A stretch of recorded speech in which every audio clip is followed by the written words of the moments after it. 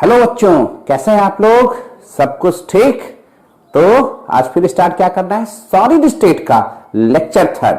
Lecture 1 और 2 देख लिए, उस पर प्रॉब्लम प्रैक्टिस भी कर लिए।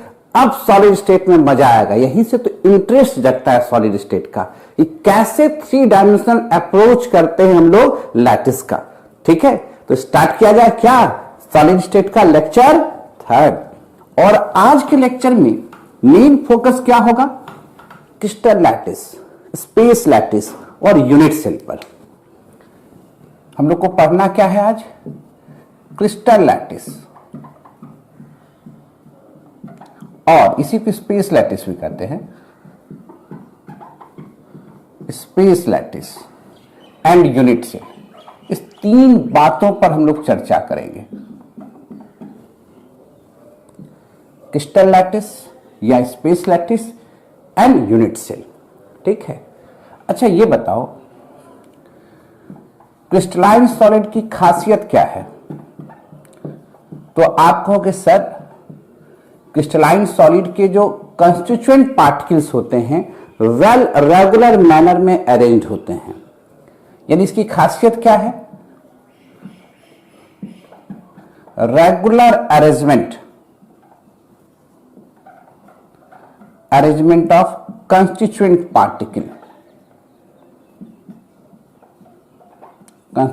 पार्टिकल्स, यानी जो कंस्टिट्यूएंट पार्टिकल्स हैं उसका रेगुलर अरेंजमेंट।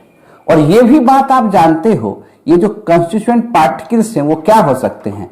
एटम्स हो सकते हैं, मॉलिक्यूल्स हो सकते हैं और आयंस हो सकते हैं। और इसका अरेंजमेंट कहां होगा? तो 3 डायमेंशन स्पेस में, 3D में। क्लियर है? तो क्रिस्टलाइन सॉलिड का जो मेन प्रॉपर्टीज क्या है? तो रेगुलर अरेंजमेंट है। किसका? तो उसके कंस्टिट्यूएंट पार्टिकल्स का। इसी रेगुलर अरेंजमेंट का कॉन्सेप्ट अब हम लोग देखेंगे। क्रिस्टल लैटिस कैसे बना, उसी को स्पेस लैटिस कैसे कहते हैं, और यूनिट सेल क्या है। अच्छा, किसी भी सॉलिड के पास large amount of constituent particles होंगे, तो पार्टिकल की संख्या क्या होगा? लार्ज अमाउंट ऑफ पार्टिकल्स होंगे। अब इन्हीं सभी पार्टिकल्स का अब रेगुलर अरेंजमेंट देखते हैं। क्या देखते हैं हम लोग? रेगुलर अरेंजमेंट देखते हैं। तो क्या दिखता है? नोट कर लिए हो? एक बार लिख लो तो मिटाते हैं।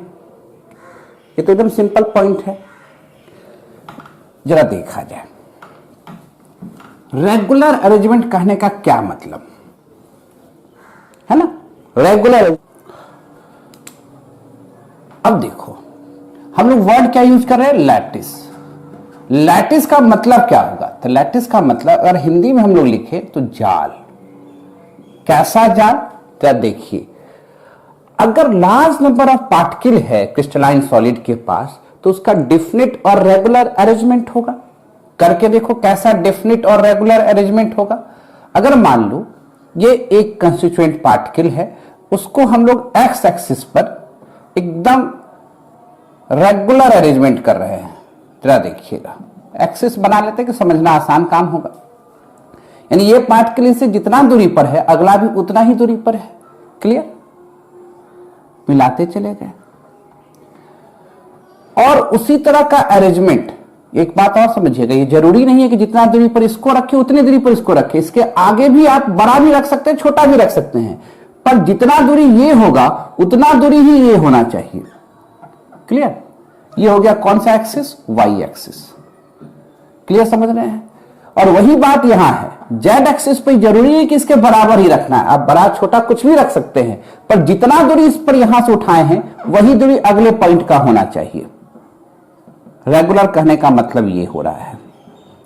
क्लियर? अब इसको बिछाते चल जाओ।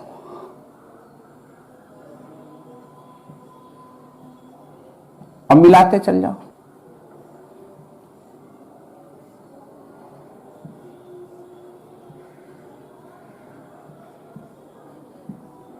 खूब अच्छे ढंग से बिछाते चल जाओ, मिलाते चल जाओ। कोई दिक्कत? क्या दिख रहा है आपको? एक जाल जैसा बिछता हुआ नजर आ रहा होगा। तो देखो, जो जाल वर्ड यूज कर रहे हैं, लैटिस वर्ड यूज कर रहे हैं, दिख रहा है कि नहीं दिख रहा है? इस तरह से यहां भी दिखेगा। ये जो जाल खड़ा हो रहा है, इस जाल के हर एक पॉइंट को, इस हर एक पॉइंट को हम लोग कहते हैं लैटिस पॉइंट। ये पॉइंट क्या हो सकता है? एटम, मॉलिक्यूल, साइन, कुछ भी हो सकता है। यानी इस लैटिस के हर एक पॉइंट को क्या करें? Lattice point. अब ध्यान लगा के लैटिस कहेंगे सीधा। दिख रहा है किस तरह का नेटवर्क तैयार हो रहा है। और जब लैटिस को एक प्लेन में, जैसे एक्स वाई एक प्लेन हुआ, एक्स वाई एक प्लेन हुआ, तो जब इसको प्लेन में देखते हैं इस लैटिस को, अभी इस रूप में जब देखेंगे इसको, 2D में जब देखेंगे इसको, तो इसको पढ़ते हैं हम लोग प्लेन लैटिस। क्या पढ़ते हैं? Plane lattice. कहीं दिक्कत? अगर हम इसको इसी तरह नेटवर्क तैयार करते चल जाए,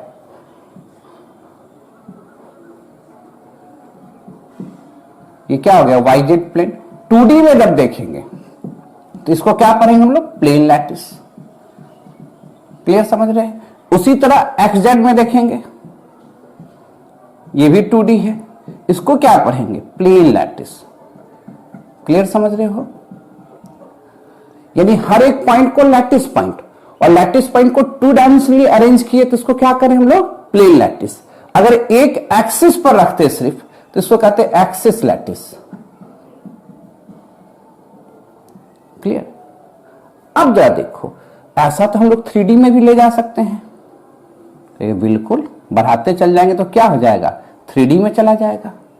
अब 3D में ये जो अरेंजमेंट बढ़ता चला गया, देखते हैं, भूल भुलैया में मत फंसिएगा। अब इस पूरे सिस्टम को जो कि 3D में आ रहे हैं, तो इसको कहते हैं स्पेस लैटिस। यानी स्पेस लैटिस वर्ड कब यूज कर रहे हैं? 3D अरेंजमेंट के लिए। और स्पेस लैटिस का ही दूसरा नाम क्या होगा? Crystal lattice. यानी क्रिस्टल लैटिस क्या हुआ? क्रिस्टलाइन सॉलिड के जो कंस्टिट्यूएंट पार्टिकल हैं वो स्पेस में जब खूब बढ़िया ढंग से रेगुलर मैनर में अरेंज हो जाते हैं, उसी अरेंजमेंट को क्या कर रहे हैं? क्रिस्टल लैटिस कर रहे हैं। आप ऐसे भी समझो ना, कोई भी सॉलिड लोगे तो उसका एक डिफिनिट ओरिएंटेशन होगा स्पेस में, उसकी लंबाई होगी, चौड़ाई होगी, ऊंचाई होगा। उस पूरे को इकट्ठा स्पेस में जो रखोगे वो स्पेस लैटिस होगा। उसके अंदर उसके हर एक एटम को देखोगे तो लैटिस, एटम कहिएगा या पॉइंट कहिएगा। पॉइंट इसलिए कह रहे हैं कि एटम, मॉलिक्यूल, साइन सब रिप्रेजेंट हो जाता है। उसको 2D में देखेंगे तो उसको प्लेन लैटिस कहेंगे, और जब 3 डायमेंशन स्पेस में देखेंगे तो उसको क्या कहेंगे? स्पेस लैटिस कहेंगे। अब ऐसे समझो, ये जो क्रिस्टल लैटिस हो रहा है ये एक इमारत है, और इमारत छोटे छोटे ईंट से रखा जाता है, और हर बार ईंट क्या होता है? रखते जा रहे, इमारत बढ़ता जा रहा है। तो दिखने में क्या दिख रहा है? ये जो स्पेस लैटिस जो है वो छोटे छोटे ब्लॉक से बना हुआ है। दिख रहा है कि नहीं? ये छोटा छोटा ब्लॉक दिख रहा होगा, बार बार इसको डार्क भी करके दिखा सकते हैं। ये जो छोटे छोटे ब्लॉक से बने हुए हैं, इसी ब्लॉक को हम लोग कहते हैं यूनिट सेल। इसी को क्या कहते हैं? Unit cell. सबसे की पॉइंट है यूनिट सेल का। समझ में आ रहा है? अब क्या कह रहे हैं कि जो स्पेस लैटिस होता है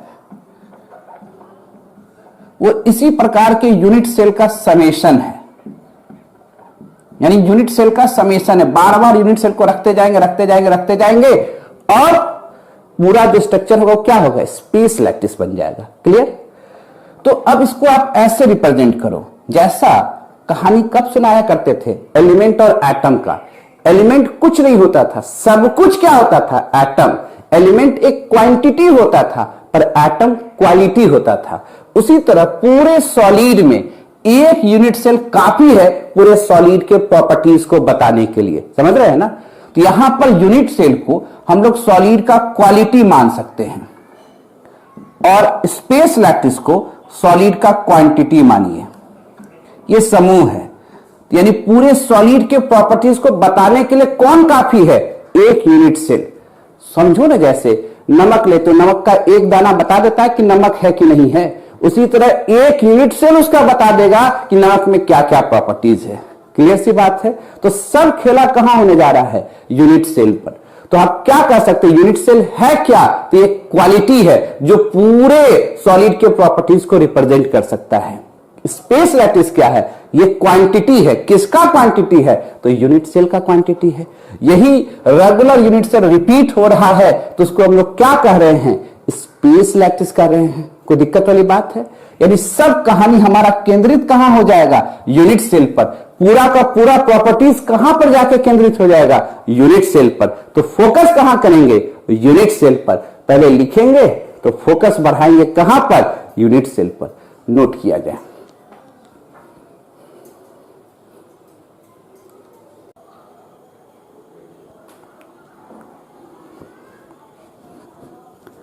लिख लिए होगे? मिटा दें? अगर छूट जाएगा तो लेक्चर खत्म होने के बाद पुनः वापस आ जाइएगा, क्या दिक्कत है? मिटा देते हैं। चलिए, अब पूरा का पूरा कहानी कहां जाके फोकस्ड हो गया? तो यूनिट सेल पर। अब हम लोग को पूरा ध्यान कहां लगाना है? यूनिट सेल पर। और एक बात एकदम दिमाग में सेट कीजिए, जो क्रिस्टल की स्टडी है, पूरा डिटेल स्टडी जिस प्रोसेस के तहत कहा जाता है उसको कहते हैं क्रिस्टलोग्राफी। उसको क्या कहते हैं? क्रिस्टलोग्राफी। हम लोग को पढ़ना क्या है? Unit cell. अब यूनिट सेल में सबसे पहले क्या पढ़ेंगे कि यूनिट सेल को डिफाइन करने के लिए कुछ तो पैरामीटर बने होंगे। तो सीखना क्या है? Parameter of unit cell. Parameter of unit cell. एक यूनिट सेल को ले आते हैं,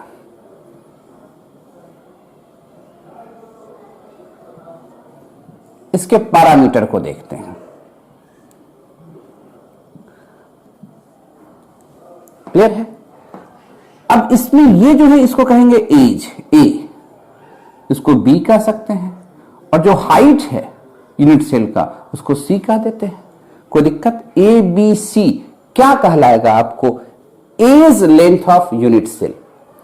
तो A B C are non edge edge length of unit cell. Edge length of unit cell. पहला पॉइंट तो क्लियर हो गया। यानी ए बी सी क्या कहला रहा है आपको? Edge length of unit cell. A के सामने वाला भी क्या कहलाएगा? ए। इसके ऊपर पैरेलली भी क्या कहलाएगा? ए। और ए कलर चेंज कर लेते हैं। बी के सामने वाला भी क्या कहलाएगा? बी। ऊपर भी बी, ये भी बी। सी के सामने वाला भी सी, सी, सी। कहीं कोई दिक्कत वाली बात? अब आता है एंगल। अब क्या आता है? एंगल। जरा समझिएगा, हम यहां पर हो जाते हैं, ये वाला एक्सिस को लेते हैं, समझना आसान हो जाएगा। अगर ये एज लेंथ है ए, बी और सी, ये फेस दिख रहा है, एक फेस ये था, ये पूरा एक फेस दिख रहा है। अब ए के जो सामने का एंगल होगा उसको हम लोग कहते हैं अल्फा। बी के सामने का एंगल जो होगा उसको क्या कहेंगे? बीटा। और सी के सामने का एंगल को सीटा नहीं कहेंगे, गामा कहेंगे। क्लियर सी बात है? तो अल्फा, बीटा, गामा को इंटरफेसियल एंगल कहते हैं। Alpha, beta and gamma known as interfacial angle. यानी ये 6 पैरामीटर हुए किसके? यूनिट सेल के। इसी पर यूनिट सेल पूरा क्लासिफाई होगा। क्लियर है? तो पहला क्लासिफिकेशन इस पैरामीटर के आधार पर भी हम लोग देखेंगे। अच्छा, अब ये देखो, ए के सामने का एंगल को आप क्या कह रहे हो? अल्फा। बी के सामने का एंगल को क्या कर रहे हो? बीटा। और सी के सामने के एंगल को क्या कर रहे हो? गामा। हर एक जगह ऐसा देख सकते हो। यह ए है तो ए के सामने का एंगल अल्फा, ये बी है तो बी के सामने का एंगल बीटा, और आगे का एंगल क्या कहला जाएगा? सी के सामने का एंगल गामा। अब कुछ बच्चे कहेंगे सर हमें याद नहीं रहता, कोई ऐसा टेक्निक है जो तुरंत दिमाग में सेट हो जाए कि एंगल कैसे दिमाग में रखते हैं? बोले बिल्कुल सर, बता दीजिए। अच्छा, पहले लिख लो ए बी सी, ऐसे लिख लिए। लिख लो अल्फा, बीटा, गामा। क्लियर? अगर फेस देख रहे हो, ए और बी के बीच का एंगल देखना है तो उसका एंगल ना अल्फा होगा ना बीटा होगा, क्या हो जाएगा? गामा हो जाएगा। ए और बी के बीच का एंगल देखो, है कि नहीं? करके देख लो। ये ए है, ये बी है, ये सी है। ए और बी के बीच का एंगल क्या हो गया? नहीं दिख रहा होगा तो आप ऊपर करके दिखा देते हैं। यहां तो दिखेगा, ये ए हो गया, ये बी हो गया, ये सी हो गया। ए और बी के बीच का एंगल क्या हो गया? देखो ए और बी के बीच का एंगल क्या हो गया? गामा। हमको बताना है बी और सी के बीच का एंगल, तो ना बीटा होगा ना गामा होगा, क्या होगा? अल्फा होगा। बी और सी के बीच का एंगल जरा देखो तो, बी और सी के बीच का एंगल क्या होगा? अल्फा होगा। क्लियर है? हमें बताना किसके बीच का एंगल? ए और सी के बीच का एंगल। ए और सी के बीच का एंगल ना अल्फा होगा ना गामा होगा, तो होगा क्या? बीटा होगा। तो देखो ये बीटा होगा। क्या देखने में कहीं दिक्कत हो रहा है? ये जो पूरा डिटेल स्टडी क्रिस्टल का जो हम लोग करते हैं, किसके अंतर्गत करते हैं? क्रिस्टलोग्राफी के अंतर्गत करते हैं। ठीक है, अब पैरामीटर हम लोग समझ गए।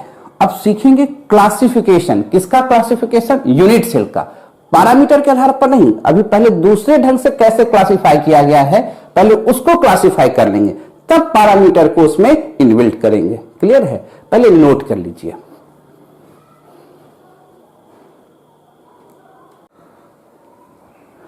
लिख लिए होंगे, मिटाए जाए।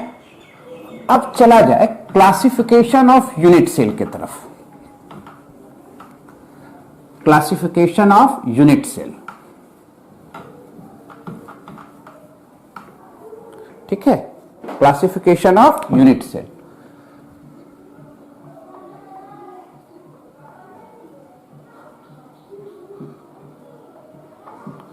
Classification of unit cell. अब यूनिट सेल को पहले दो तरीके से क्लासिफाई किया गया है। First, on the basis of dimension.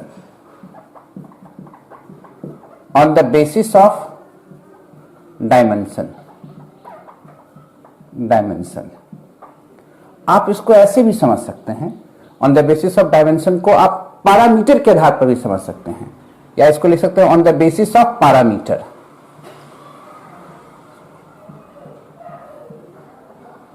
Parameter, ठीक है। इसके आधार पर तीन कैटेगरीज में रख सकते हैं हम लोग,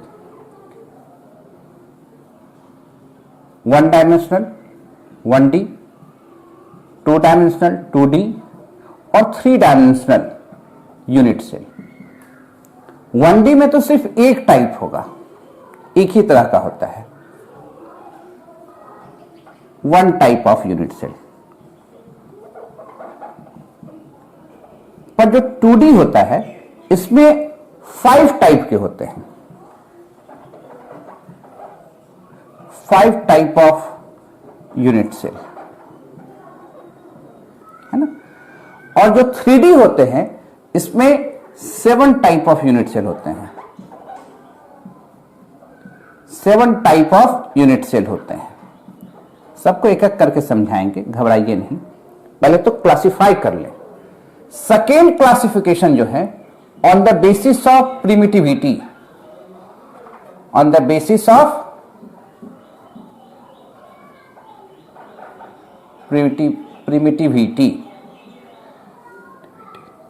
इसको आप ऐसे भी कह सकते हैं on the basis of arrangement of atom in unit cell. इसको आप ऐसे भी पढ़ सकते हैं ऑन द बेसिस ऑफ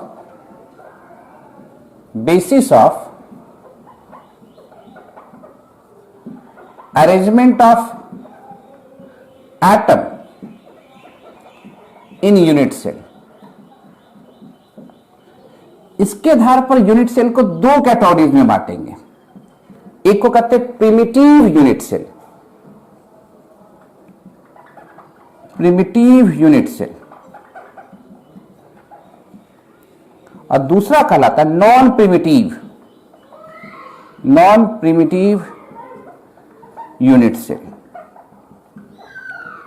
आप कहेंगे सर प्रिमिटिविटी का मतलब क्या हुआ? मतलब होता है इनिशियल या पुराना, ऐसे भी कहते हैं। तो उससे मतलब हम लोग को क्या मीनिंग, उससे मतलब नहीं है, क्या दिखा रहा है उससे मतलब है। ये दिखा रहा है कि एक प्रिमिटिव यूनिट सेल होता है, तो प्रिमिटिव का मतलब क्या है वो अब यूनिट सेल के माध्यम से समझाते हैं आपको। और नॉन प्रिमिटिव यूनिट सेल क्या होता है, तो पहले एक बार लिख लें तो आगे की बात करें, नोट किया जाए।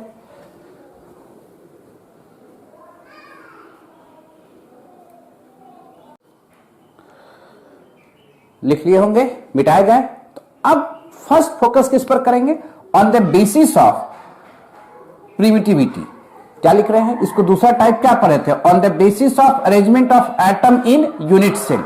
इसके आधार पर दो तरीके का है, प्रिमिटिव यूनिट सेल और नॉन प्रिमिटिव यूनिट सेल। पहले इसी पर हम लोग फोकस हो जाए, ये क्या है, तब इस पर लेके आते हैं आपको। ठीक है, देखा जाए।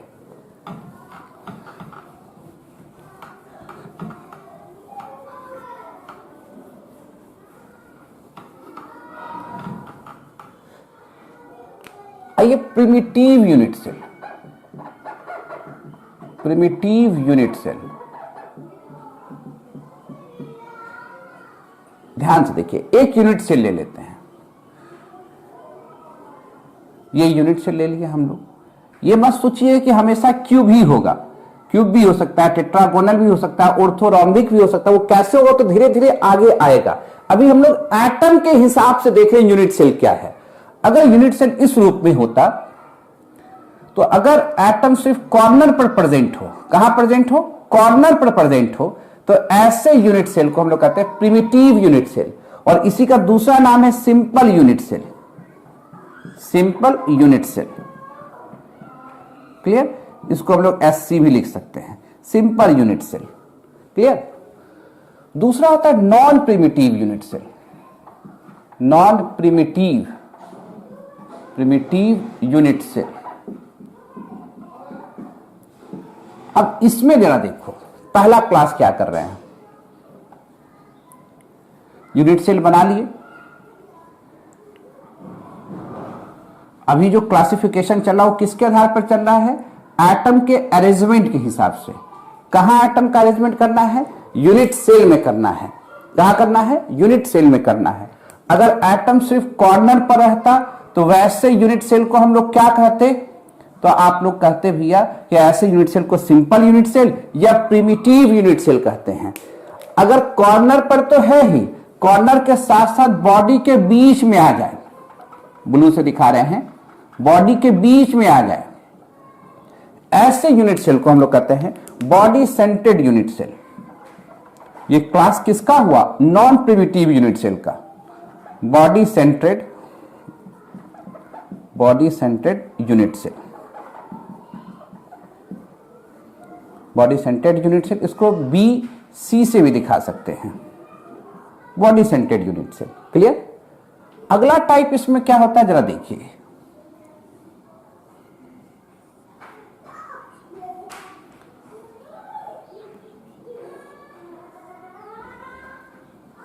ये यूनिट सेल बना लिए। अगर यूनिट सेल में हर एक एटम सिर्फ कॉर्नर पर होता तो ऐसे यूनिट सेल को क्या कहते हैं? सिंपल यूनिट सेल या प्रिमिटिव यूनिट सेल। अब कॉर्नर के साथ साथ हर एक फेस पर आ जाए तो 6 फेस होंगे।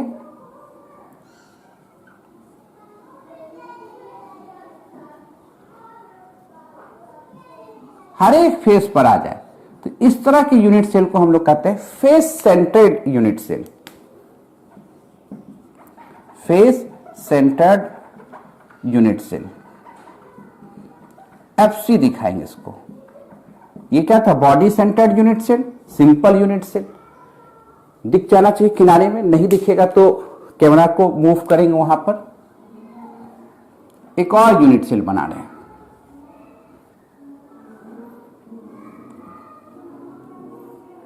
थोड़ा नजदीक बनाएं कि आप लोग को दिख जाए, हो सकता है बोर्ड के बाहर चला जाता। अब जरा देखो, अगर सिर्फ कॉर्नर पर होता तब तो आप कह देते कि सिंपल यूनिट सेल है, प्रिमिटिव यूनिट सेल है। अब इस तरह की यूनिट सेल में 6 फेस होते हैं, एक ऊपर नीचे, जैसे एक रूम में 6 फेस होंगे, ऊपर नीचे, जमीन नीचे, आगे पीछे, लेफ्ट और राइट। उसी तरह दो किसी पैरेलल फेस पर एटम दे दो, ऊपर दिए तो नीचे दे दो, अगर लेफ्ट देते तो राइट दे दो। दो पैरेलल फेस पर अगर एटम दे दोगे, इस तरह के यूनिट सेल को हम लोग कहते हैं इंड सेंटर्ड यूनिट सेल।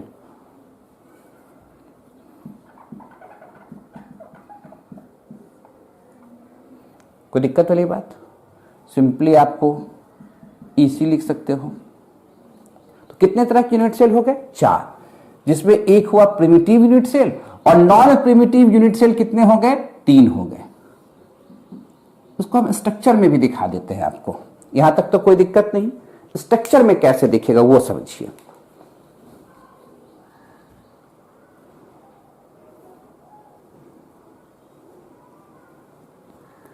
देखो ये क्या दिख रहा है आपको? ये सर एक क्यूब जैसा दिख रहा है, वो क्या हो तो बाद में देखेंगे। ये एक यूनिट सेल है, ठीक है। क्यूब है कि टेट्रागोनल है कि ऑर्थोरम्बिक है, तो धीरे धीरे आएंगे ही जब पैरामीटर पर फोकस करेंगे। तो अभी क्या दिख रहा है? सिर्फ कॉर्नर पर एटम है। सिर्फ कहां है? कॉर्नर पर एटम है। इसलिए ऐसे यूनिट सेल को हमने क्या कहा? प्रिमिटिव यूनिट सेल या सिंपल यूनिट सेल। अगर कॉर्नर के साथ साथ, कॉर्नर पर तो एटम रहे ही, हर एक कॉर्नर पर तो एटम रहे ही, कॉर्नर के साथ साथ बॉडी के बीच में इस तरह से एटम आ गया, देख रहे हो ना? कॉर्नर तो था ही, तब तो ये कहलाता simple unit cell, primitive unit cell. Corner के साथ साथ बॉडी के बीच में अगर एटम आ गया तो इसको क्या कहेंगे हम लोग? Body centred unit cell. Clear? अच्छा ये बताओ, अगर ये क्यूब रहता तो कितने फेस होते? एक ऊपर नीचे, 2 लेफ्ट राइट आगे पीछे, 6 फेस होते। क्लियर है? कॉर्नर पर तो एटम रहे ही, कॉर्नर के साथ साथ हर एक फेस पर, यहां पर फेस पर, बीच में नहीं कहना, फेस पर कह रहे, ये फेस हुआ और बीच ये हुआ, इस तरह से बीच में हुआ, ये फेस पर है, हर एक फेस पर है, हर 6 फेस पर है एटम। हमारे पास उतना बॉल नहीं है, नहीं तो लगा के दिखा देते आपको। हर एक फेस पर है तो वो क्या कहलाएगा? Face scented. कोई दिक्कत वाली बात है? सिर्फ इस तरह से रहता तो सिंपल यूनिट सेल। सिंपल के साथ साथ बीच में कहा जाता तो इसी को अब क्या कहने लगते? Body centred unit cell. बीच में ना आके हर एक फेस पर आने लगता तो क्या कहते हैं इसको हम लोग? Face centred unit cell. Clear है? अब क्या है कि कॉर्नर पर तो रहेगा ही, अब सिर्फ 2 ही पैरेलल फेस पर, ऊपर नीचे, या तो लेफ्ट या तो राइट, यानी 2 ही फेस पर एटम रहे, तब उसको क्या कहेंगे हम लोग? End centred unit cell. कहीं कंफ्यूजन वाली बात है? एक बार फिर से देख लीजिए, दिक्कत होगा तो बताना भी है, नोट किया जाए, तब आगे की बात हम लोग करेंगे। इस क्लासिफिकेशन के बाद हम लोग को क्या सीखना है? डायमेंशन का क्लासिफिकेशन।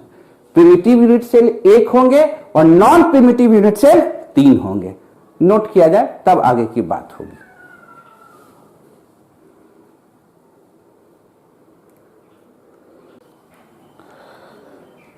नोट किया जाए तब आगे की बात होगी।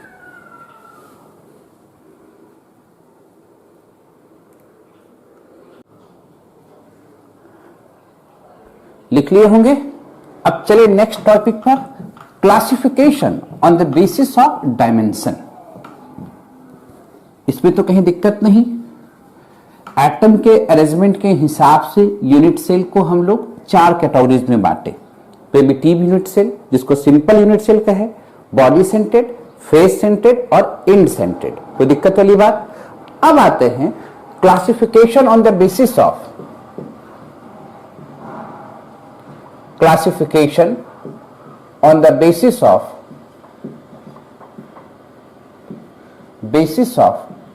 डायमेंशन। डायमेंशन कहिए या पैरामीटर कहिए, पहले इसको समझा जाए। इसमें क्या था? 1 डायमेंशनल, 1D। 1D में क्या है? यानी जब लैटिस पॉइंट को 1 एक्सिस में देखते हैं तब कैसे यूनिट सेल को क्लासिफाई कर सकते हैं। जरा देखो, एकदम बराबर दूरी पर पॉइंट क्या हो रहे हैं? अरेंज होते जा रहे हैं। क्लियर सी बात है? ये 1 एक्सिस है, एक एक्सिस है, कोई भी हो सकता है। अगर इसको मिलाएं लाइन को, जरा देखोगे ध्यान से,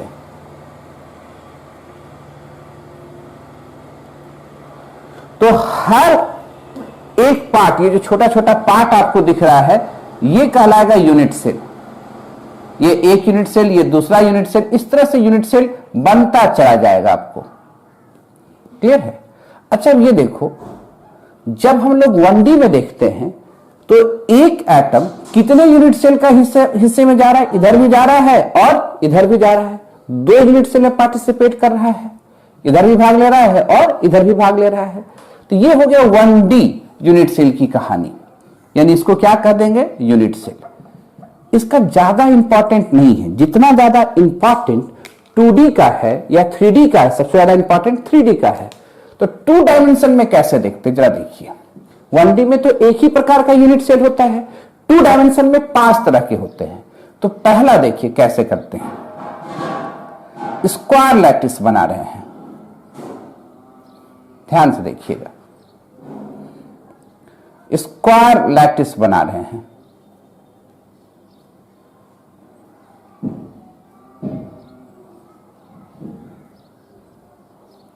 कैसा लैटिस बना रहे हैं, स्क्वायर लैटिस बना रहे हैं। और भी पॉइंट बना सकते हैं, 2 डायमेंशनल है, 2D में ही बात करेंगे। ये एक एक्सिस हो गया, ये दूसरा एक्सिस हो गया। अगर इसको मिलाओ तो क्या बनता हुआ नजर आ रहा है, स्क्वायर बनता हुआ नजर आ रहा है। ऐसा बहुत सा स्क्वायर होगा, यहां भी होगा। ये सभी क्या कहलाएंगे, यूनिट सेल कहलाएंगे। अब एक को उठा लो, एक को जब उठाए तो यहां क्या दिख रहा है कि A बराबर B है, ये A बराबर B है, ये A है, ये B है। और A और B के बीच का एंगल ना अल्फा होगा ना बीटा होगा, क्या होगा, गामा होगा।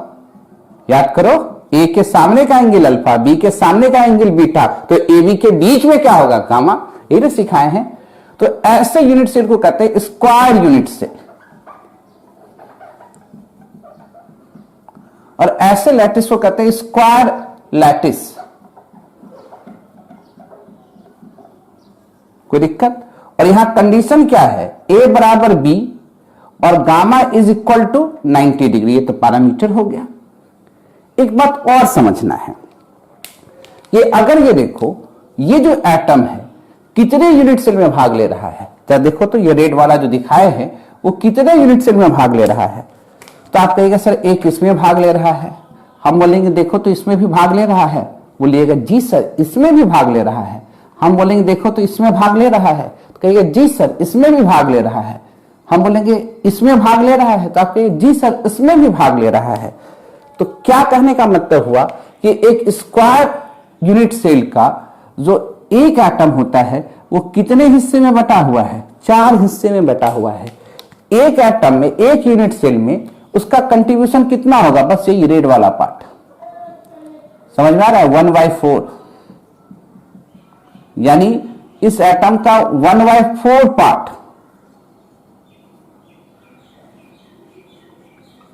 कितना पार्ट, 1/4 पार्ट ही यहां पर दिखेगा।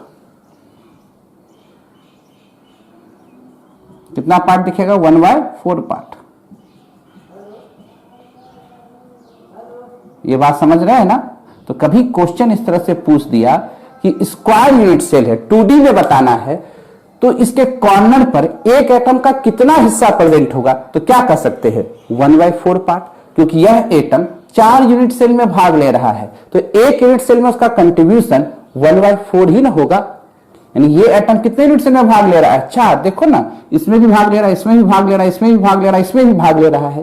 तो एक यूनिट सेल में उसका कंट्रीब्यूशन क्या हो जाएगा, 1/4। उसको 4 बराबर भागों में बांट देंगे, कोई दिक्कत।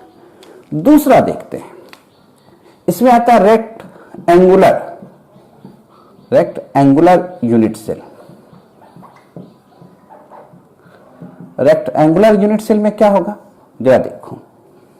अगर मान लो A बड़ा कर दिए, B छोटा कर दिए, ऐसा हो जाता, ये A है, ये B है, तो क्या दिख रहा है, A not equal to B, बस दोनों के बीच का एंगल, A और B के बीच का एंगल ना अल्फा होगा ना बीटा होगा, होगा क्या, गामा। गामा कितना हो जाएगा, 90 डिग्री। सिखाए तो है ही। तो ऐसे को क्या कहेंगे, रेक्टेंगुलर यूनिट सेल। पहले लिख ले, तब थर्ड यूनिट सेल में जाएंगे। ये पहला यूनिट सेल हो गया स्क्वायर यूनिट सेल। ये दूसरा क्या हो गया, रेक्टेंगुलर यूनिट सेल। कितने तरह के होंगे 2D में, 5 तरह के होंगे। पहले इसको नोट कीजिए, तब आगे की बात करते हैं, ठीक है।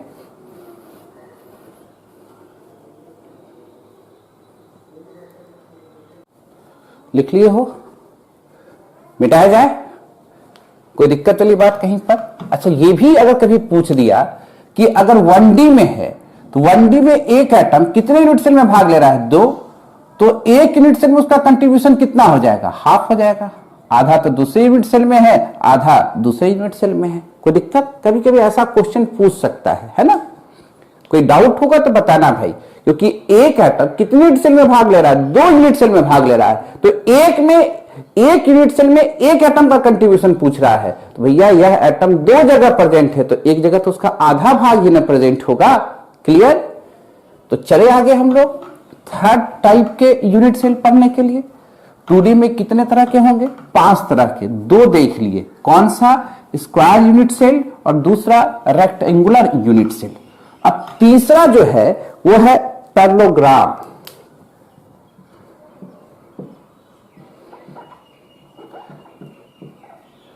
Parallelogram unit cell. अब क्या करोगे इसमें?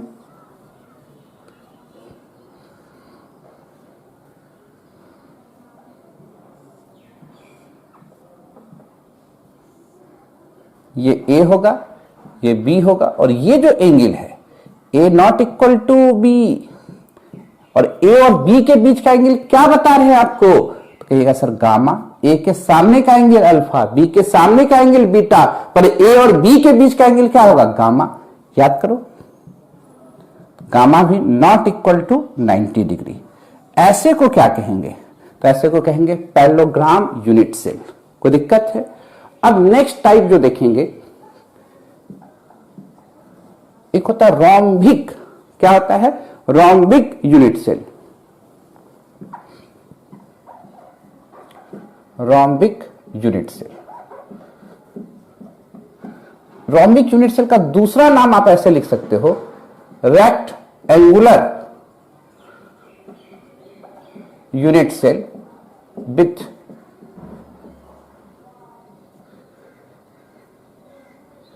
Interior atom, interior point. पूछा सर ये क्या है? जरा देखो, रेक्टेंगुलर बना लो, A बराबर B हो जाता, A not equal to B हो जाता, और गामा क्या हो जाता? 90 डिग्री। तब तो रेक्टेंगुलर कहलाता। यहां पर भी एटम है, यहां पर भी एटम है, यहां पर भी एटम है, साथ में एक बीच में भी एटम हो जाए, यही कहने का मतलब है। तो इसको क्या कहेंगे? Rectangular unit cell with interior point. कोई दिक्कत वाली बात?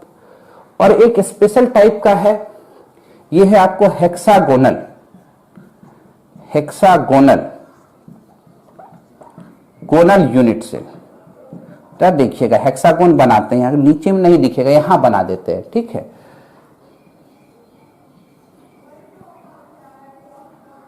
ये हेक्सागोन है, यहां पर एटम है। अब जरा देखो, ये A है, ये B है। हेक्सागोन में A बराबर B, और बीच का एंगल जो गामा है ना, ये जो एंगल होगा वो 120 डिग्री होगा। क्लियर? तो ऐसे को क्या कहेंगे हम लोग? Hexagonal unit cell. ये 5 तरह के 2D में होते हैं, पर 2D से ज्यादा इंपॉर्टेंट यूनिट सेल किस में होता है? 3D में होता है। तो इसमें कहीं दिक्कत है तो बताना है। क्लियर? इसको क्या कहें? पैरेललोग्राम यूनिट सेल, इसको रोम्बिक यूनिट सेल, या rectangular unit cell with interior point, ऐसे कहेंगे। और यहां क्या हुआ? A और B बराबर है, पर बीच का एंगल गामा कितना होगा? 120 डिग्री। कोई दिक्कत वाली बात? तो नोट कीजिए। तब हम लोग चलते हैं 3D स्ट्रक्चर पर।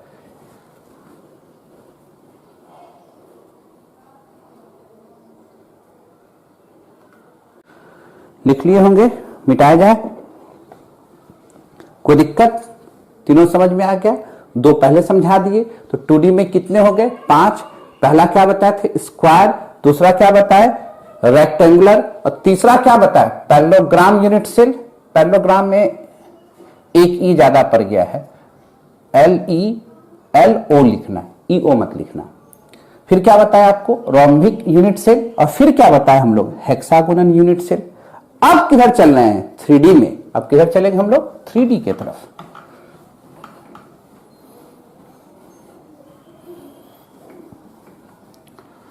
Three dimensional unit cell.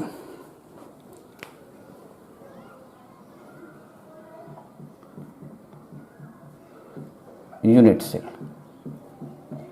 उसको कैसे पहले दिमाग में सेट करते हैं वो देखिएगा। एक वर्ड याद रखो, सी टॉम थर। बोला सर ये आप क्या लिखा दिए? मान लो सी टॉम बिल्ली का नाम है, थर कुछ वर्ड जोड़ दिया, क्या लिखे? C T O M T H R. उम्मीद करते दिख जाता होगा, नहीं तो थोड़ा सा और ऊपर से लिख लेते हैं, नहीं दिखेगा तो थोड़ा और ऊपर से लिख लेते हैं, सी टॉम थर। ठीक है, कोई कंफ्यूजन वाली बात? सी का मतलब क्यूबिक, सी का मतलब क्यूबिक, टी का मतलब टेट्रागोनल, ओ का मतलब ऑर्थो रोम्बिक, क्लियर? एम का मतलब मोनोक्लिनिक, मोनोक्लिनिक, टी का मतलब ट्राइक्लिनिक, एच का मतलब हेक्सागोनल, आर का मतलब रोम्बोहेड्रल, रोम्बोहेड्रल, इसी का दूसरा नाम होता है ट्रायगोनल। ये याद करने का तरीका हुआ कि दिमाग में एक बार सेट हो जाए। कितने तरह के होते हैं 3D में? 7 तरह के। यही 7 सिस्टम है, 7 क्रिस्टल सिस्टम, 7 क्रिस्टल सिस्टम। ठीक है, अब जरा देखो, पैरामीटर बैठा देते हैं, ए बराबर बी बराबर सी, अल्फा बीटा गामा। पहले देखिएगा ध्यान से क्या करना, तुरंत लिखने मत लगिएगा। ए बराबर बी बराबर C, alpha beta gamma is equal to 90 degree. A बराबर बी बराबर C, alpha beta is equal to 90 degree. A बराबर बी बराबर सी, हम लिख रहे हैं अल्फा गामा बीटा। क्या लिख रहे हैं सब बताएंगे, क्यों सर यहां उलट के लिखे हैं सब समझाते हैं। अल्फा बीटा गामा, ए बराबर बी बराबर सी, अल्फा बीटा गामा, ए बराबर बी बराबर सी, अल्फा बीटा गामा। पहले ऐसे लिख लो, है ना। अब बोलिएगा सर सब तो आप एक ही जैसा लिख दिए, तो ध्यान तो दो, क्यूबिक में क्या होगा, ए बराबर बी बराबर सी, अल्फा बीटा गामा सब एंगल किसके बराबर होंगे? 90 डिग्री के बराबर। क्यूब में कोई दिक्कत नहीं होना है, ध्यान कहां देना है अब? टेट्रागोनल में ए बराबर बी होगा, ए बराबर बी होगा बट नॉट इक्वल टू सी। सी का साइज बड़ा कर देंगे, अभी दिखाएंगे फिगर बना के भी। तो सिर्फ यहां पर अंतर क्या है? बी नॉट इक्वल टू सी।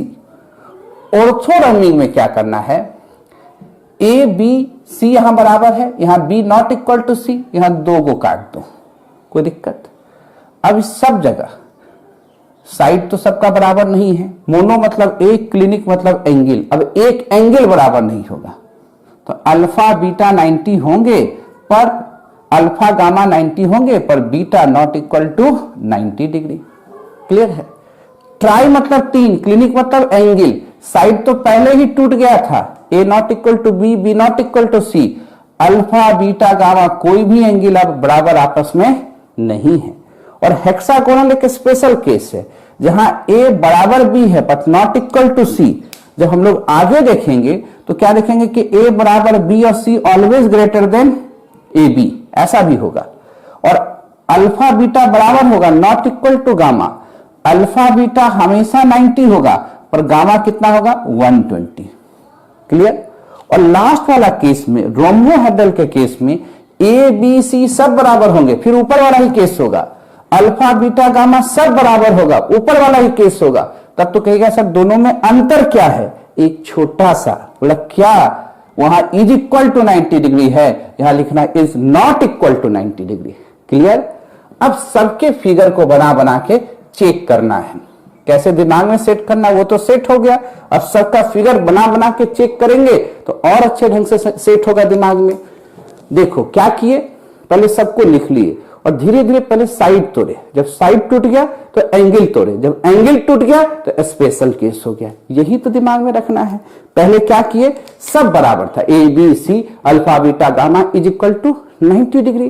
पहले एक साइड तोड़े, फिर दोनों साइड तोड़े, साइड तो टूटना खत्म हो गया तो एंगल तोड़े। मोनो मतलब एक, क्लिनिक मतलब एंगल, ट्राई मतलब तीन, क्लिनिक मतलब एंगल। तीनों एंगल जब टूट गया तब स्पेशल वाला केस हेक्सागोनल। और फिर रिपीट किए, सिर्फ अंतर क्या रहा, यहां इज इक्वल टू 90 डिग्री है, यहां is not equal to 90 degree है। क्लियर? नोट करें, तब फिगर सबका दिखाते हैं।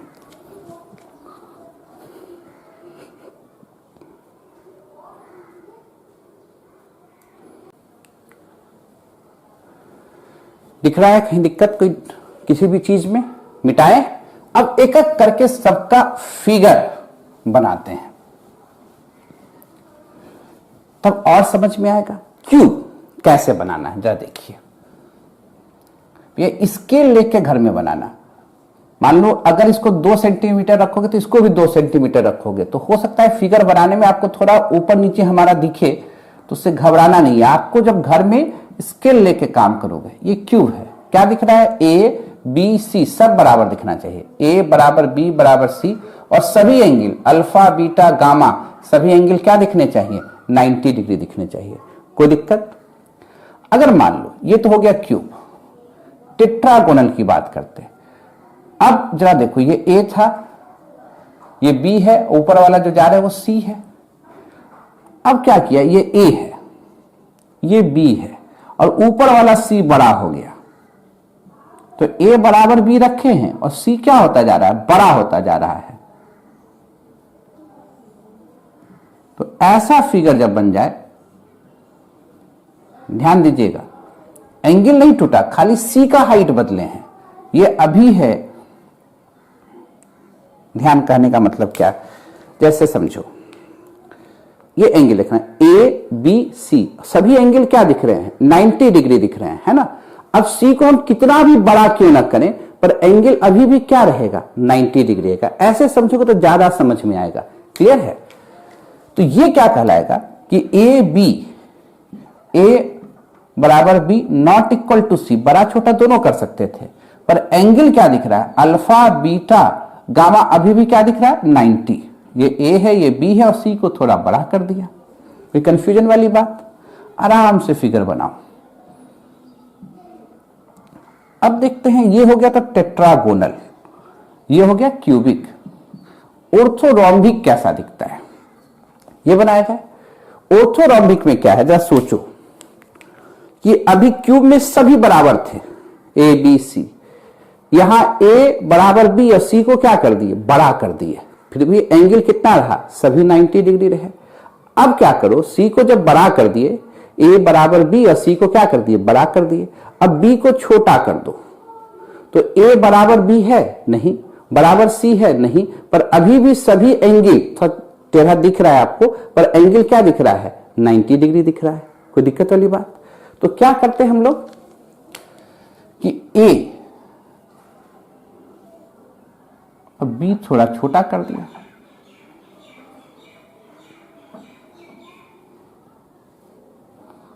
इस तरह से फिगर बना देते हैं लोग। ए बी सी, खाली ए बराबर बी बराबर सी तीनों बराबर नहीं है, अल्फा बीटा गामा अभी भी एंगल कितना है, 90। क्या करना, जब आप प्रैक्टिस करेंगे तो इसको 2 सेंटीमीटर, इसको 1 सेंटीमीटर, इसको 4 सेंटीमीटर, इस तरह से स्केल से खींचोगे, एकदम साफ सुथरा बनेगा। क्लियर है? पहले एक बार नोट कर लो, ये हो गया ऑर्थोरोम्बिक। अब सिखाते मोनोक्लिनिक कैसे बनाएंगे, और फिर ट्राइक्लिनिक, हेक्सागोनल, रोम्बोहेड्रल। देखते जाओ, कहीं दिक्कत हो पूछना भी है। क्लियर?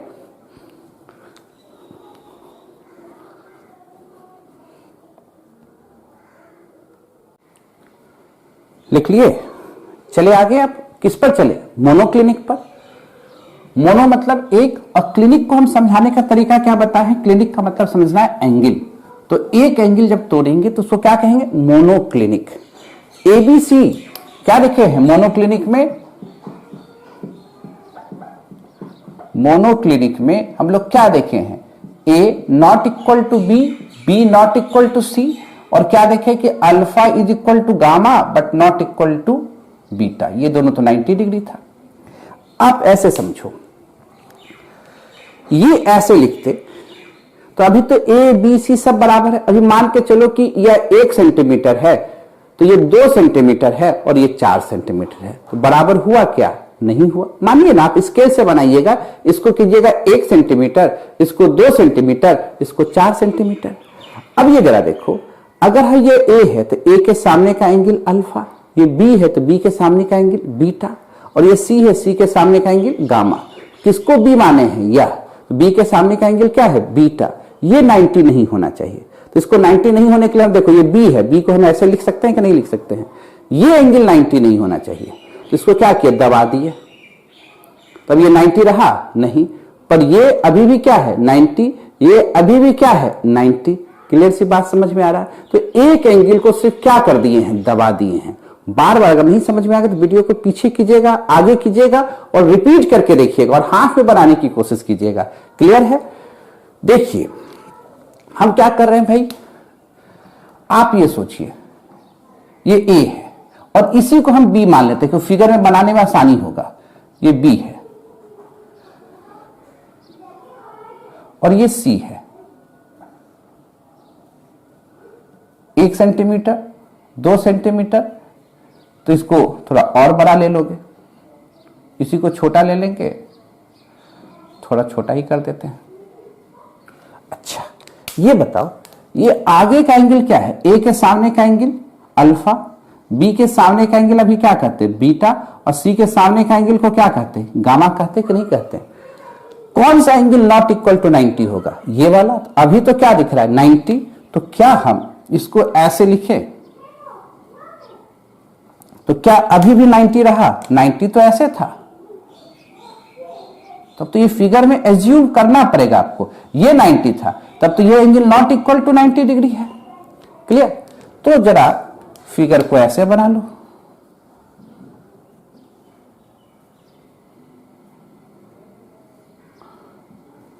थोड़ा सा टेढ़ा करके बना लीजिएगा।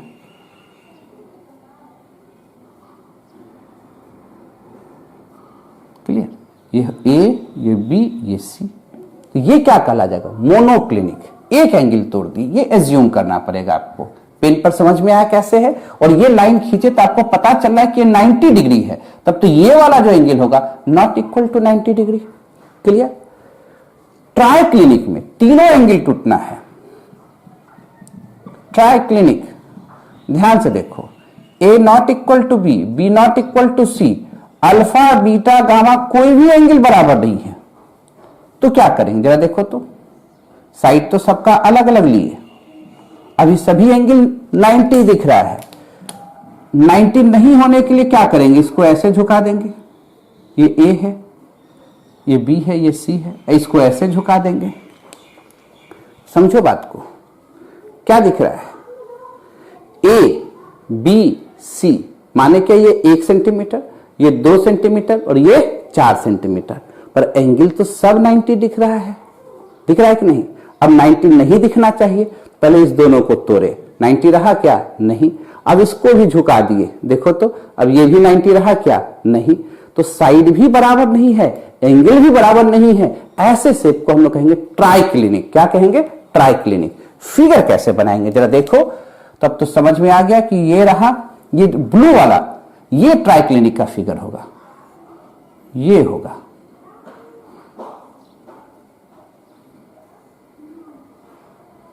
इस तरह से झुकाते चल जाओगे, बनाते चल जाओगे। हमसे तो अच्छा ड्राइंग आप लोग कर लीजिएगा। ये ट्राइक्लिनिक। क्लियर? कंफ्यूजन? कोई एंगल 90 डिग्री नहीं है। क्लियर है? तो ये ट्राइक्लिनिक स्केल से बनाओगे। अगर इसको 1 सेंटीमीटर, तो 2, फिर ये 4, इस तरह से करोगे तो और अच्छा, बड़ा खूबसूरत ड्राइंग दिखेगा आपके कॉपी पर। क्लियर है? तो ये दोनों तो हो गया। अब आते हैं हेक्सागोनल और रोम्बोहेड्रल पर। जल्दी से लिखिए, तब इसमें बढ़ते हैं।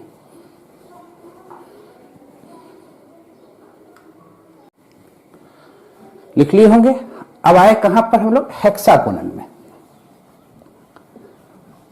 हेक्सागोनल और रोम्बोहेड्रल। क्लियर? देखिए हेक्सागोनल में क्या देखे,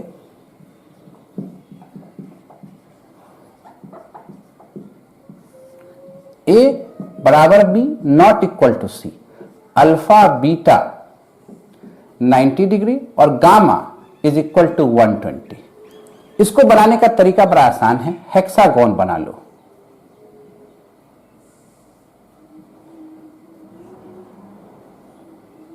और नीचे में एक और हेक्सागोन बना लो।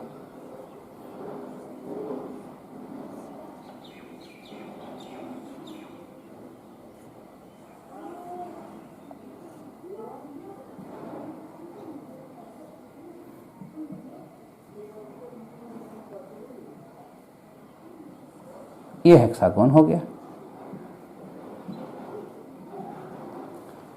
देखो नीचे में भी मिलाएंगे, ये A बराबर B है और ये ऊपर वाला C हमेशा बड़ा होगा।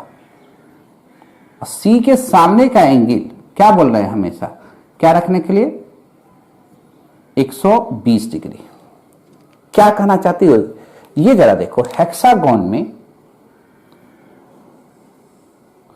ये एंगल तो 120 है और 120 पर इस तरह से स्तंभ खड़ा है सी का, इस तरह से हेक्सागोन में अगर ये एंगल 120 है मान के चल रहे हैं तो इस पर ये स्तंभ इस तरह से खड़ा है, तो ये एंगल कितना होगा 90, ये एंगल कितना होगा 90। अगर ये A है तो A के सामने का एंगल 90, ये B है तो B के सामने का एंगल 90 और C के सामने का एंगल कितना हो जाएगा 120। समझ रहे बात को ना, ऐसे दिमाग में रखोगे तो ये क्या कहला रहा है आपको, हेक्सागोन। क्लियर, यानी हेक्सागोन पर आगे जो स्तंभ है ये A और B है, अगला जो C खड़ा है इस तरह से खड़ा है, तब ना ये देखो ये भी 90 और ये भी 90 और सामने वाला कितना है 120। क्लियर। अब ये रोम्बोहेड्रल, रोम्बोहेड्रल में A बराबर B बराबर C, अल्फा बीटा गामा सब equal but not equal to 90 degree. तो बड़ा आसान है। अब तो स्केल अगर ये 2 सेंटीमीटर तो ये भी 2 सेंटीमीटर, ये भी 2 सेंटीमीटर, सब बराबर लोगे, पर एंगल बराबर नहीं है। तो जितना इसको इधर झुकाओगे उतना इसको भी इधर झुकाओगे, सेम एंगल से सबको झुका देना है।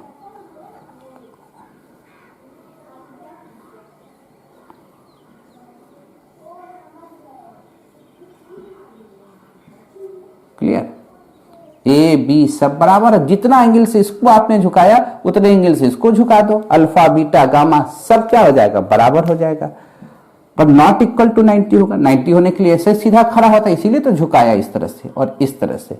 कोई दिक्कत, समझना चाहते हो पेन पर भी समझ जाओ, पेन पर भी समझ जाओ। क्या है एबीसी सब बराबर है ना, दिख रहा है कि नहीं, एबीसी सब बराबर है। अब 90 नहीं होना चाहिए तो इसको ऐसे झुका दिए, इसको ऐसे झुका दिए, बस इतना ही काम किए। कोई दिक्कत, इसको आप नोट कर लीजिए। तब आप चलते हैं अगले क्लासिफिकेशन की ओर, नोट कीजिए इसको।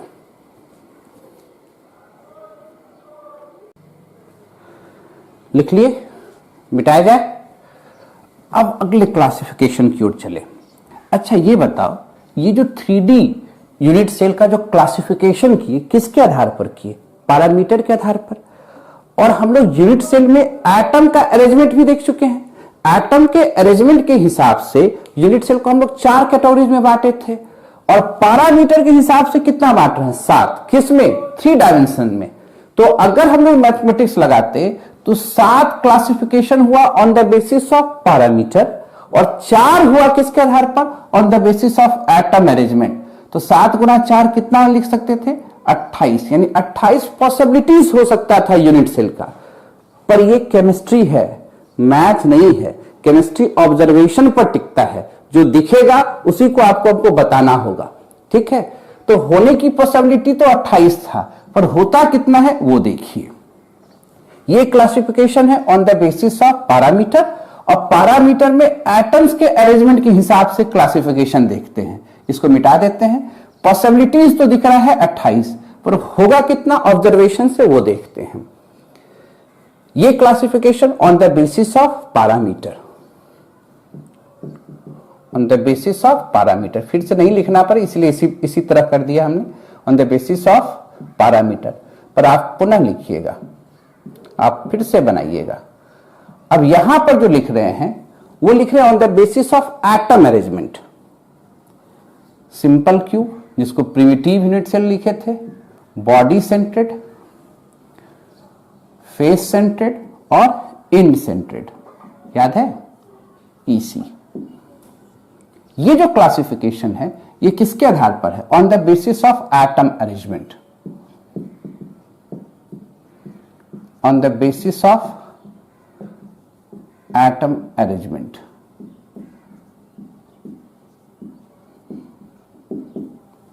ठीक है,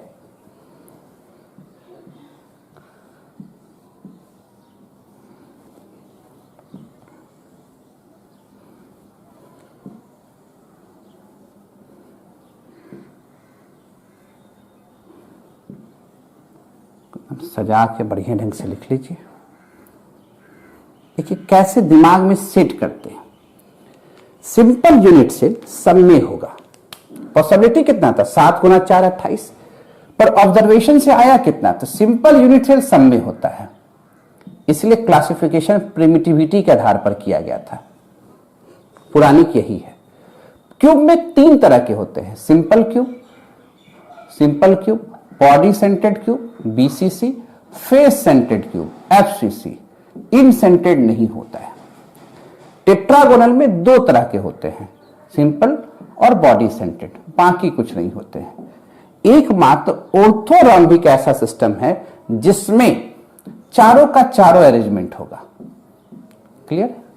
मोनोक्लिनिक में 2, एक सिंपल और दूसरा इंड सेंटर्ड। क्लियर? बाकी सब में कोई क्लासिफिकेशन नहीं है,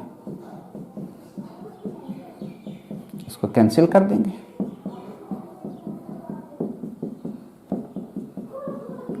तो कितने हुए? इधर हो गए 7, 2 9, 1 10, 11 12 13 14, 14 है। इसको याद रखने का आसान तरीका क्या हो सकता है वो खोजा जाए। तो आपको याद रखने के लिए क्या बोले थे? सीटॉम दिख रहा है, हम देख लेते हैं कहां दिख रहा है आपको, वहीं पर बताएंगे।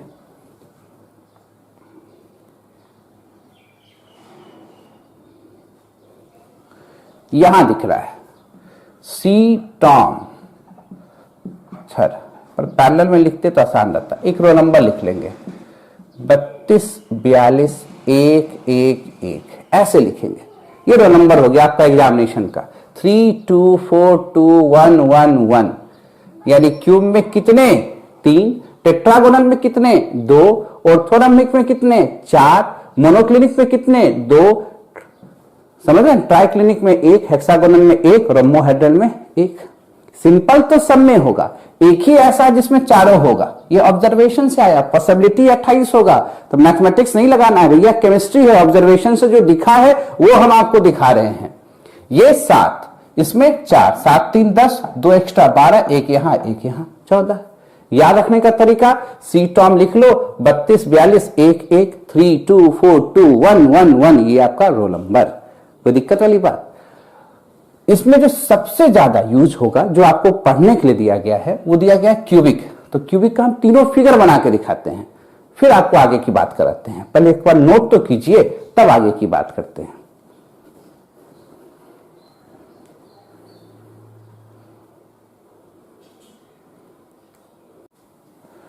कोई दिक्कत? इसमें सबसे ज्यादा क्या पढ़ना है? क्यूबिक, और उसके बाद क्या पढ़ना है? हेक्सागोनल। सबका यूज तो सबका होगा, पर जो अभी किताब में इंपॉर्टेंट ग्रुप में है सबसे ज्यादा क्यूबिक और हेक्सागोनल। क्लियर है? तो कितने तरह के भाई टोटल लैटिस हो गए? 14। इस पूरे 14 लैटिस सिस्टम को कहते क्या है? एक बार लिख लें तो क्या नाम लिखते हैं वो बता दें आपको।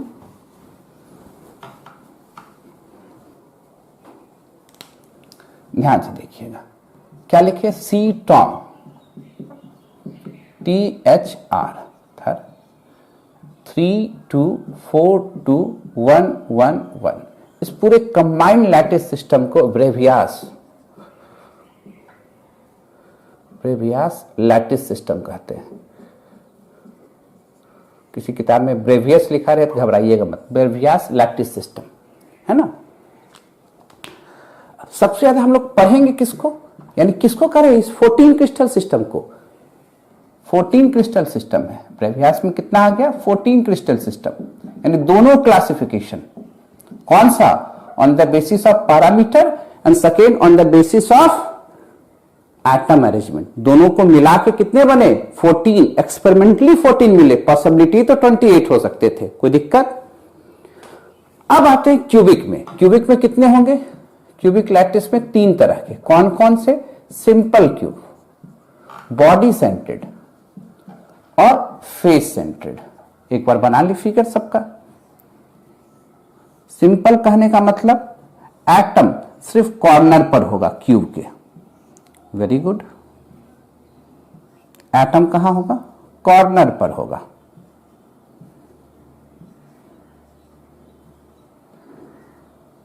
क्लियर है? बॉडी सेंटर्ड में इसी को कहते हैं सिंपल क्यूब या प्रिमिटिव क्यूब। प्रिमिटिव क्यूब जितना बार फिगर बनाइएगा सिंपल क्यूब उतना अच्छा रहेगा। बॉडी सेंटर्ड क्यूबिक,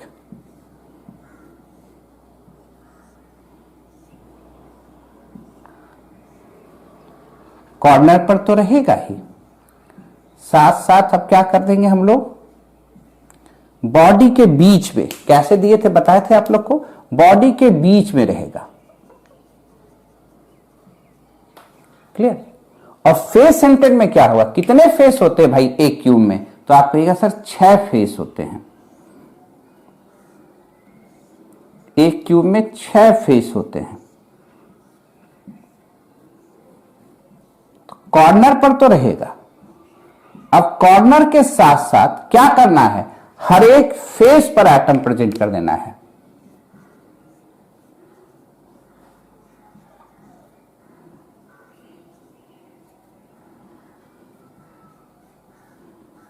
ये कहलाएगा फेस सेंटर्ड यूनिट सेल या फेस सेंटर्ड क्यूबिक सिस्टम। कोई दिक्कत? Face centred cubic, cubic unit cell, इसको क्या कहेंगे?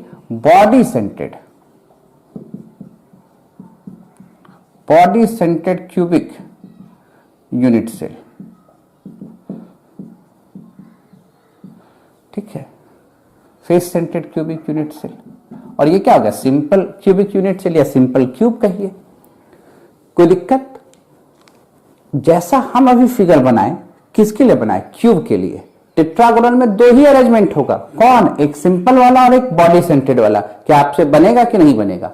ऑर्थोरोम्बिक में 4 अरेंज होंगे। क्या वो फिगर बना सकते हैं कि नहीं बना सकते? ये होमवर्क है, हमको बनाना नहीं है, आपको बना बना के दिखाना है।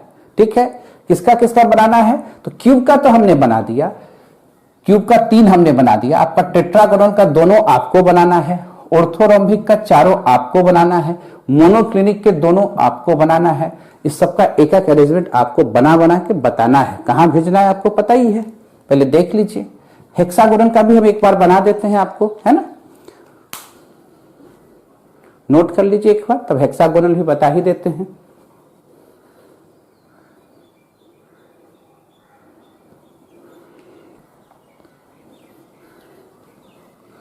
हेक्सागोनल में मात्र एक ही अरेंजमेंट होगा।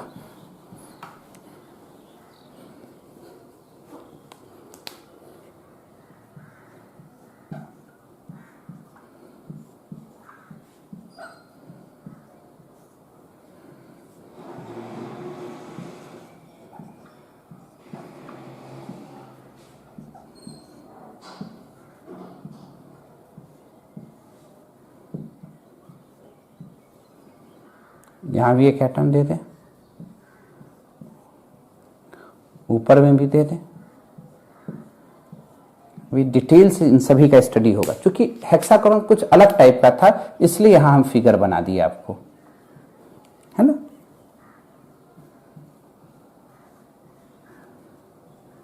बाकी सब तो बन जाएगा। एटम अरेंजमेंट, यहां भी एटम, यहां भी है, ये फेस पर एटम है, ये बॉडी के अंदर 3 एटम है, कैसे कैलकुलेट करते हैं। अब इन सभी का डिटेल स्टडी आप नेक्स्ट क्लास में करेंगे। होमवर्क क्या दिए बात समझ में आएगा। सभी का फिगर बनाना था, हेक्सागोनल का तो हम बना दिए, बाकी तो सब सिंपल है, आपको बना के भेजना है। अब जो नेक्स्ट क्लास में हम लोग क्या करेंगे, कैलकुलेशन ऑफ एटम और डिटेल स्टडी क्यूब के बारे में थोड़ा सा करेंगे कि क्यूब को कितने बराबर जगहों से उसको काट सकते हैं, उसमें सिमेट्री कितना होता है, इन सभी चीजों को लेके आएंगे कहां, तो नेक्स्ट क्लास में। ठीक है, नोट किया जाए।